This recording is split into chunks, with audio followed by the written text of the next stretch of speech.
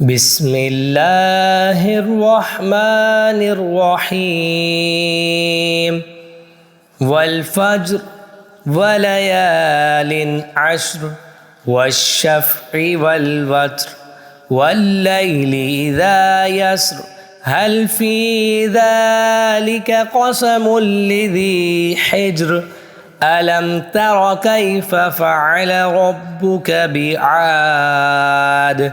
إرم ذات العماد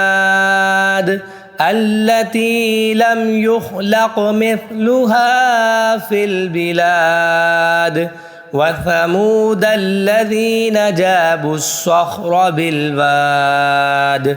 وفرعون ذي الأوتاد الذين طغوا في البلاد فأكثروا فيها الفساد فصب عليهم ربك سوط عذاب إن ربك لبالمرصاد فأما الإنسان إذا ما ابتلاه ربه فأكرمه ونعمه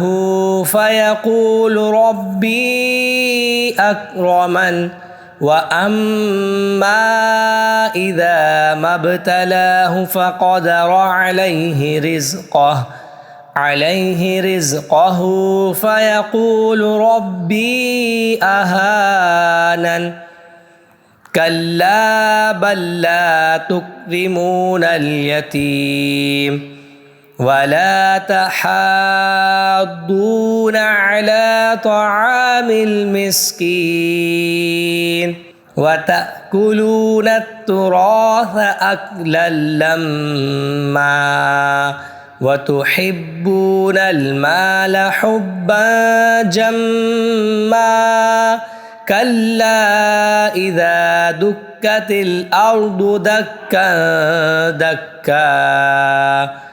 وجاء ربك والملك صفا صفا وجيء يومئذ بجهنم يومئذ يتذكر الإنسان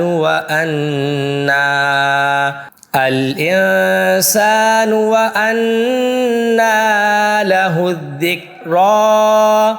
يقول يا ليتني قدمت لحياتي فيومئذ لا يعذب عذابه أحد ولا يوثق وثاقه أحد يا أيتها النفس المطمئنة